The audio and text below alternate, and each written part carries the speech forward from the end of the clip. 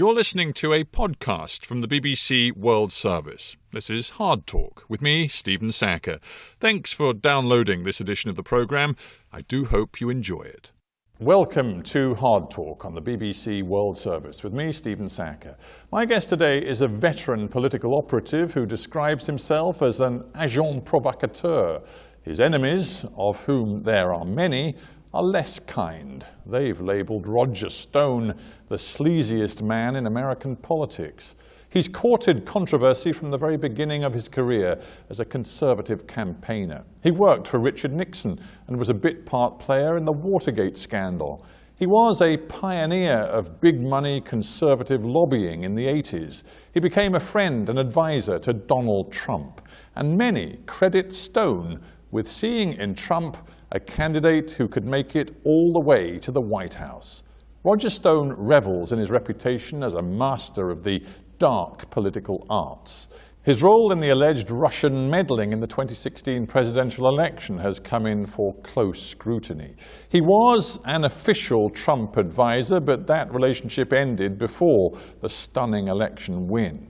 Is Roger Stone a symbol of what's gone wrong with American politics? Well, he joins me now. Roger Stone, welcome to HARDtalk. Delighted to be here. We've just passed the one-year anniversary of the Trump administration. How would you describe the political atmosphere in the United States today? I would say improving. The president continues to be a polarizing figure. He came out of a relatively close election where both candidates were exceedingly polarizing. But the rising tide of a stronger economy, I think, is helping him enormously. We have created, under Trump's watch, 2 million new jobs. We have a record stock market. African American and Hispanic unemployment at historic lows. Overall unemployment extraordinarily low. Suddenly, you have these billion-dollar companies like Apple coming back to the United States to repatriate money there, to expand there. So I'm growingly optimistic about the president's political position as well as the stature of the country. But all the more remarkable then, if we take your view of a buzzing economy seriously, all the more remarkable that President Trump's approval ratings are at historic lows. Great economy, and yet a president who is profoundly unpopular with the American public. I would argue that he's polarizing rather than unpopular. But you've seen the figures just as I have. I have. I quibble with some of them. Obviously, there are methodology questions and other questions. Let us also recollect that virtually every poll showed that he couldn't possibly win the election, the same pollsters. And in the first year of your presidency, I don't think you can judge his overall success. I think as the economy grows, as he gets more of his program in place, particularly after his historic tax cut cuts in and has some traction, that his approval ratings will go up. What about the sort of more intangible political culture? We have the extraordinary sight of a president who, according to independent fact checkers, has, in the course of his first year in office, delivered pretty much 2,000 false or misleading statements. If you like your health care program, you can keep your health care program. Read my lips, no new taxes.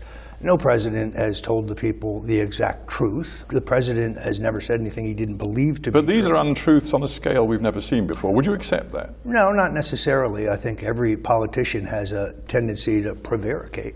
But we just had the election. These questions were all out there as arguments against his election, and he won anyway. His opponent didn't have a great track record for telling the truth either. I wonder if one can say to a certain extent that this style of politics is something that you imbued in the president. You've been close to Donald Trump for an awful long time. You're a friend, you were a political ally, and for a time you were a very senior advisor running up to 2015 when he actually had decided he was going to run for president. There are people who believe that your attitude to quote-unquote disinformation, which you've been very explicit about, the value and power of disinformation, is something that you passed on to Donald Trump. First of all, nobody imbues Donald Trump with anything. He is his own wordsmith. He is his own tweetmaster. He is his own strategist. He is his own speechwriter. He is his own press secretary. He is the chief architect of his own success, and an extraordinarily improbable election as President of the United States. But here's something you said, sorry to interrupt, but here's something you said that it seems to me Trump may well have picked up on. You said, I believe in doing anything necessary to win. Then you added, short of breaking the law. Yeah, I actually lifted that quote from Lyndon Baines Johnson, who says it in his biography. What I mean by that is you leave no stone unturned. You don't stop campaigning on Election Day, as George Bush once famously did in the New Hampshire primary, which probably cost him. So the implication there is that you make an all-out effort. You spend yourself totally, short of breaking the law. It has to do with effort, not with And of tactic. course, lying isn't illegal, so lying is fair game. Well, you don't go out and lie purposely. Sometimes you end up saying things that prove not to be true. Donald Trump does go out and lie purposefully. We both know that. You can talk about very literal things, size of crowds and things like that, which there is evidence to show that he must know it cannot be true. Evidently, the voters have taken that with a grain of salt because they elected him. Absolutely. I'm saying that your view of politics is it's not about words like values, principles, conscience. It's about doing whatever is necessary. It seems to me that's a political culture that you believe in, that Donald Trump believes in too, and perhaps the two things are associated because you've known him and worked with him for an awful long time. I think it's a political culture that every successful president in modern time has subscribed to.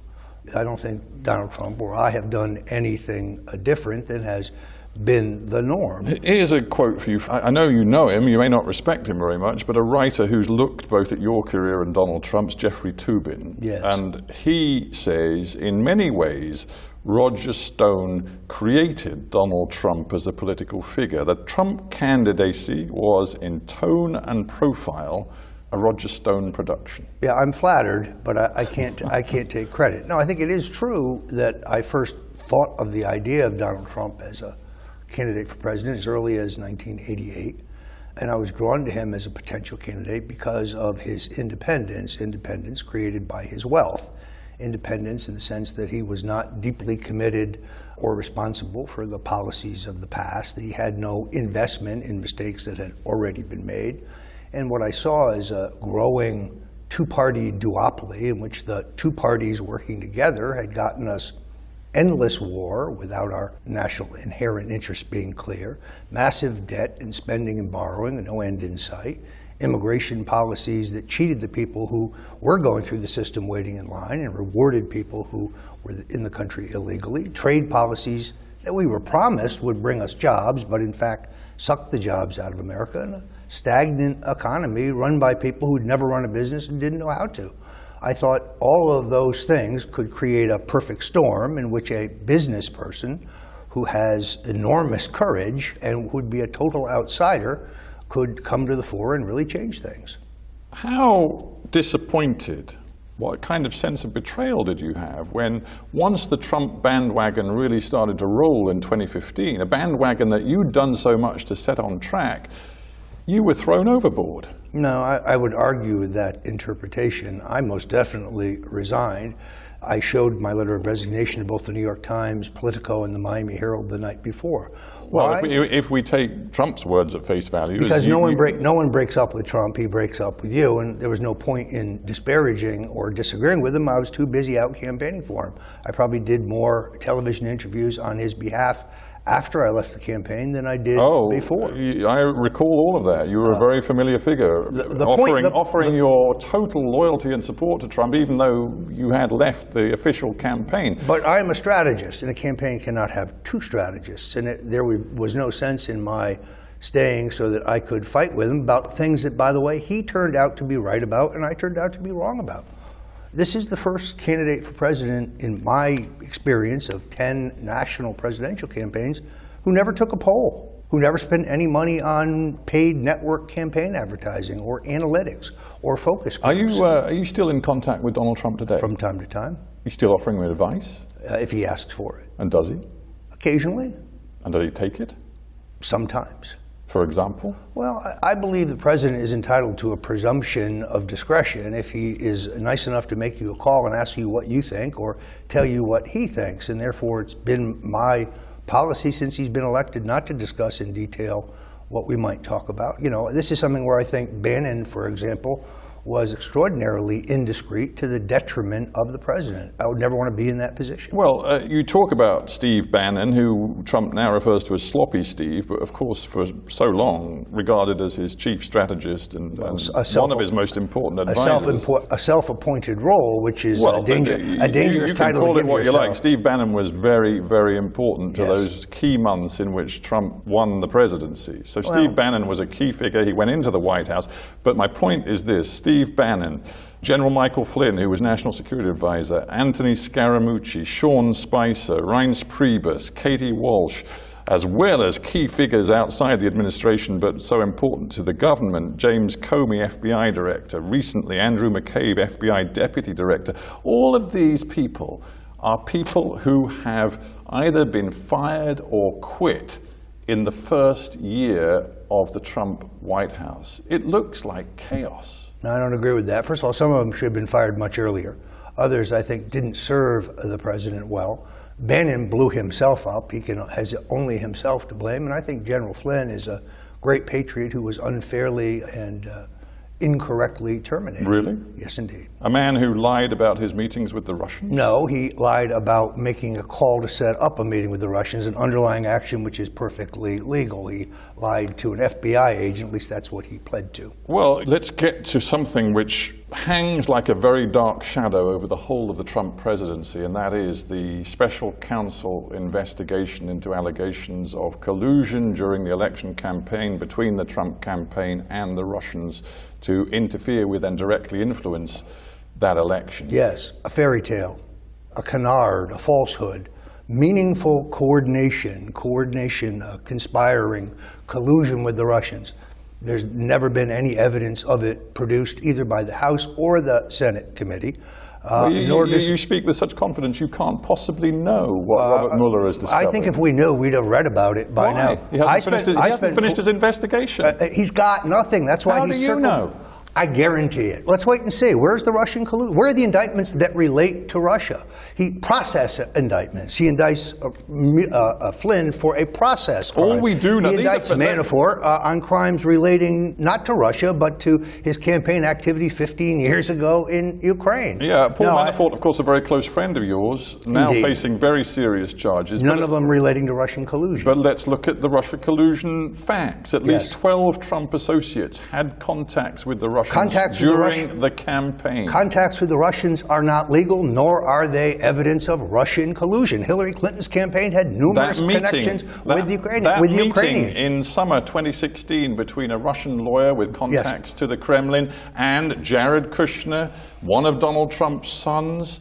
a meeting which Donald Trump himself then oversaw a spinned message on, which was, it seems, factually incorrect. The meeting is legal. The meeting produced nothing. But why was she in the country without a visa? Why would the Obama NSA and the FBI allow her to be in the country for such a meeting? And the evidence that she claims she had of malfeasance by Hillary Clinton is never produced because she doesn't have it. The meeting is a nothing burger. The meeting does not violate campaign finance law. I've heard this phrase "nothing burger" before. It's an American expression. Yeah, and you know what? Again, it comes down to what you know and what I know about Robert Mueller's investigation. And the truth is, we do not know. But what we do... I'm prepared to go on the record now. You can come back and re-interview me when it's revealed that he has nothing relating to Russian collusion. The president said it. I agree with him. It's a witch hunt. Of course, it's not just about collusion, is it? It could be about obstruction of justice. We know that... Now we're going to go back to the firing of Comey. Look, the deep-seated political establishment has tried to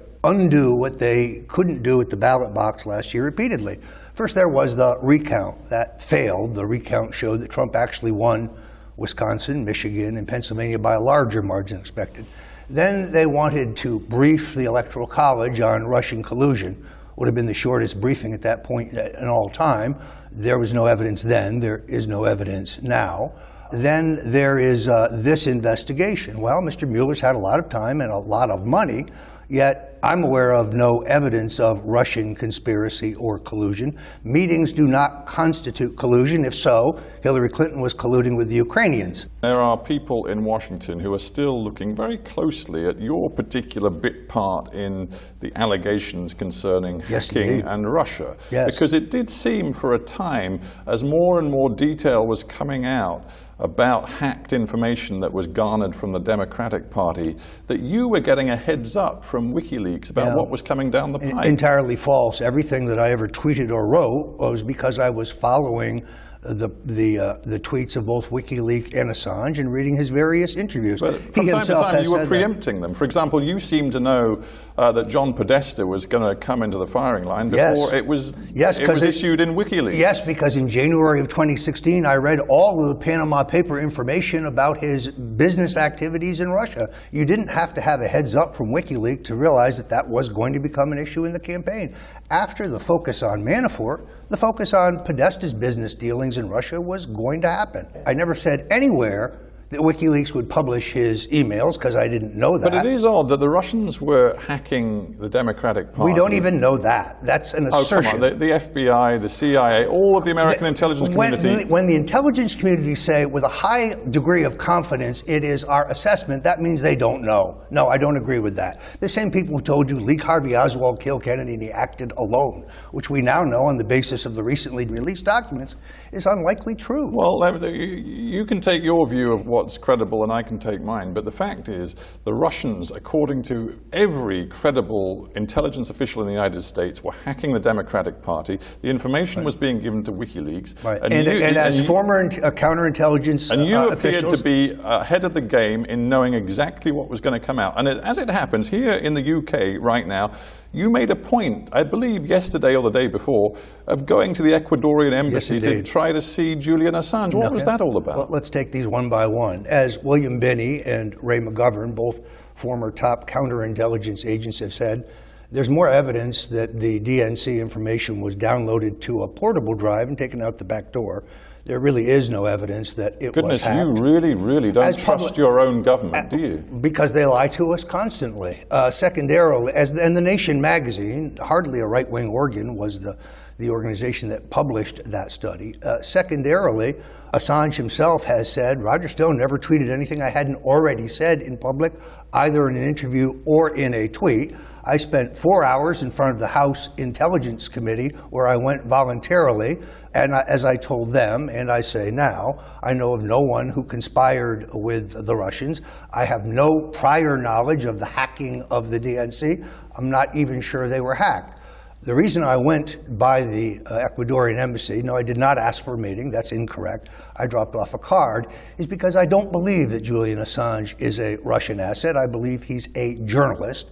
I do not believe that WikiLeaks is a Russian front. I think it is a news organization with a better reputation for accuracy than, say, the New York Times or the Washington Post. All right, hang on. Even as we speak, Donald Trump's war with the top echelons of the FBI, and indeed it seems with the most senior officials at the Justice Department, is continuing. Absolutely, because we now have a memo. This is dangerous territory. It's not dangerous at all. Yes, the FBI and the CIA would not like to release a memo that will show that they used a fabricated dossier as the justification for surveillance by the state on the Republican candidate for president. I guess you are giving far worse than Watergate. I tell you what, I guess you are giving me a very authentic view into the collective mind of the so-called alt-right. No, not at all. Because you don't trust for 1 second those put into the positions of highest authority in America's leading security and intelligence agencies. You clearly believe the FBI, the CIA, and I dare say every other intelligence agency are full of people who lie. Who have been politicized, because those agencies have been entirely politicized. They don't do what you and Donald Trump want them to do. Doesn't mean they're politicized. No, sorry. The FBI and the CIA opposed the release of a memo that will demonstrate that they violated the law because they say it threatens national security? Nonsensical. The thing is, you have a very strong set of opinions about what's happening, and yet I come back to what I opened with, that you, in your political career, have always prided yourself in the power of disinformation. To quote Ted Cruz, a right-wing Republican, you have spent your entire career lying. So because everything I have said today will be borne out to be true, and you can come re-interview me when that happens. That's how confident I am that I'm correct. Your record suggests that you're, from time to time, inclined to use language which deepens and expands the fractures in American society. You mean like Hillary Clinton saying black people should be brought to heel, for example? No, I mean like Roger Stone tweeting about Negroes, using the word beginning with B for women that he politically has disagreements with. Well, let's take those down. I did refer to someone as a Negro. I also wrote an apology to that person in my column. But why did you do it? Who knows? Maybe I had too much. You know the resonance of the word Negro. You know what it conjures up about segregation. Actually, I don't think it's offensive, but because some black people I know do think so, I did apologize for that. As far as calling Ana Navarro a bitch, I stand by that. An abusive, nasty, limited, narrow-minded person. You began this interview by worrying aloud about the polarization in America today, and then you use that kind of language in an interview? We call it the First Amendment. You can say what you like. You can call it what you like, but I guess what I'm getting to is this. Your style of politics, it is corroding and corrupting American political culture today. I've done nothing in politics that isn't the norm. American politics is not beanbag. And our opponents have said things about us every bit as coarse as the things that we may have said. So I reject this idea that I have changed the culture. See, I was positing earlier the idea that you may have influenced Donald Trump in some ways. When Donald Trump said what he said about immigrants who come from countries like Haiti and said he wished that more immigrants could come from Norway and less from those S-hole countries like Haiti, when he reacted by the Charlottesville display of power by neo-Nazis by saying there were some fine people involved, how did you respond to what Trump said in those situations? The president denies saying that. No Republican senator who was there can recall him saying that. No, I think you'll find Lindsey Graham, who is a Republican, said that Dick Durbin's interpretation of what was said was right. Well, perhaps Lindsey Graham is pandering for people back home. Look, I'm not going to criticize the president for saying what people think. The United Nations Human Rights Council described it as racist. The United Nations, they've accomplished a great deal. You know, I guess it's this. Here you sit with me in the United Kingdom. You know that there are people around the world who've responded to things they've heard from Donald Trump and wonder whether the United States is led by a racist, and that doesn't seem to worry you. What matters are deeds, not words. African American unemployment is at the lowest point in our history. Yeah, they called Richard Nixon a racist. He gave us affirmative action. He desegregated the American public schools without violence or bloodshed. What matters are deeds, not words. When you look at what's happening today in the United States and you consider Trump as a man and as a president, how do you think this presidency is going to pan out? It depends on whether he makes America great again. Our economy is already booming. In his State of the Union address, he talked about a plan to restore our inner cities, to restore Detroit. I'd like to do that. I also would like to see him follow through on his pledge to get us out of Afghanistan and out of Syria. I'm rather disappointed, frankly, that the generals have talked him into continuing, maybe even increasing our presence in both places. He ran as an anti-interventionist in the campaign. But 1 year does not a presidency make. And so far, I think he's doing extraordinarily well, given the intractable opposition of the two-party elites. Roger Stone, we have to end there, but thank you very much for being on Hard Talk. Happy to be here. That was an edition of Hard Talk presented by me, Stephen Sackur. For details of our complete range of podcasts and our terms of use, go to bbcworldservice.com/podcasts.